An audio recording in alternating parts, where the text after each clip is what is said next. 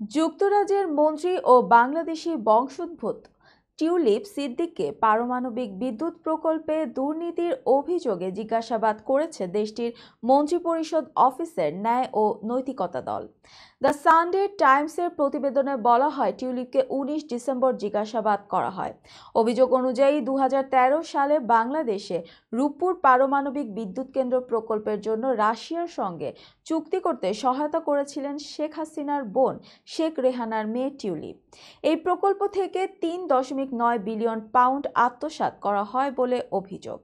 2013 সালে রুশ president Vladimir Putin ও বাংলাদেশের প্রধানমন্ত্রী শেখ হাসিনার চুক্তি স্বাক্ষরের একটি ছবিতে টিউলিপকে উপস্থিত থাকতে দেখা যায়। সানডে টাইমস বলছে, রূপপুর প্রকল্পে প্রায় 1 বিলিয়ন পাউন্ড ঘুষ লেনদেন হয়েছিল। শেখ হাসিনার পরিবারের বিরুদ্ধে অভিযোগ, তারা প্রকল্প থেকে বিশাল অঙ্কের অর্থ সরিয়ে নেন।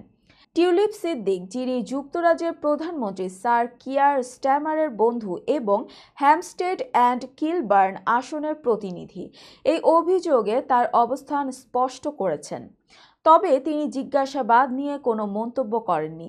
সংবাদ মাধ্যমটি আরও জানায়, দুর্নীতির অভিযোগ সামনে আসার পর টিউলিপ মন্ত্রিপরিষদ অফিসের ন্যায় ও নৈতিকতা দলের বৈঠকে যোগ দিতে সম্মত হন।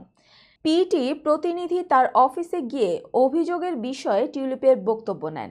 রূপপুর প্রকল্প থেকে 10 বিলিয়ন পাউন্ডের দুর্নীতির অভিযোগ টিউলিপ ও তার পরিবারের ওপর বড় প্রভাব ফেলছে বলে ধারণা করা হচ্ছে।